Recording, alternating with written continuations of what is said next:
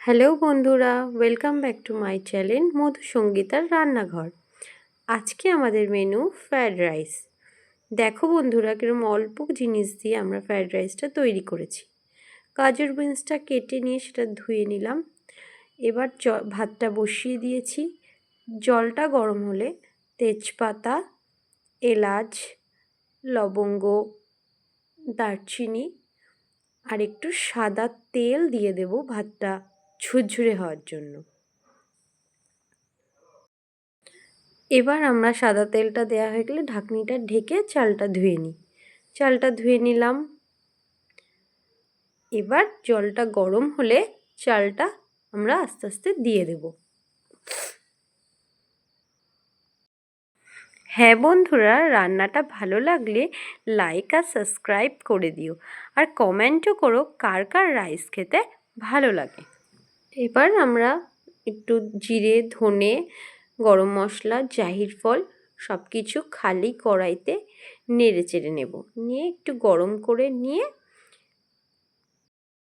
এবার এগুলো ভাজা হয়ে গেছে, একটু লাল লাল কালার চলে এসেছে। এবার এটা আমরা মিক্সির বাটিতে দিয়ে দেব। মিক্সিতে দিয়ে এটা গরম গরমই আমরা ভালো করে এটা ফেষে নেব। এটা আমরা ফেষে নিলাম। এবার ভাতের মধ্যে একটা সিক্রেট জিনিস, একটু লেবুর রস দিয়ে দেব। দেখবে বন্ধুরা, লেবুর রসটা দিলে ভাতটা একদম ঝুরঝুরে, কোনো ভাতের সাথে ভাত লাগবে না। লেবুটা ভালো করে দিয়ে এবার আমরা আবার ঢাকনিটা ঢেকে ভাতটা ফুটতে দিয়ে দেব।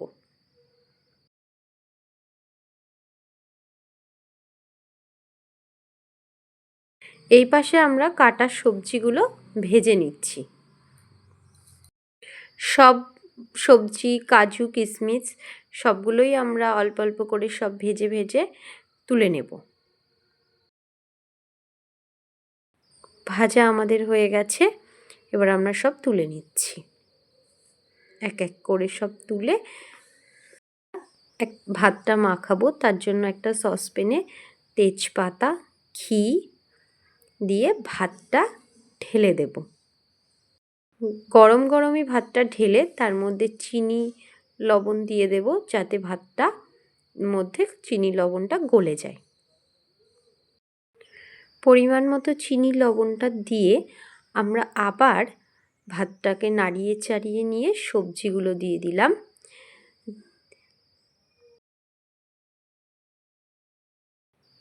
সবজি কিছুটা দিয়ে আমি আবার গরম ভাত কিছুটা ওর মধ্যে ঢেলে দেব, দিয়ে সব মিক্সড করে নেব।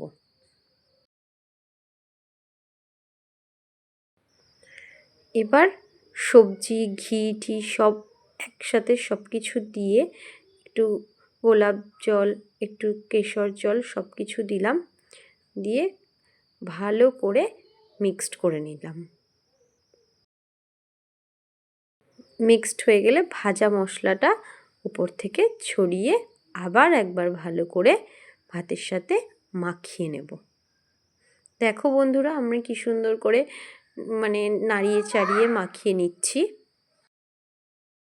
এবার রেডি হয়ে গেছে আমাদের ফ্রায়েড রাইস। টাটা বন্ধুরা।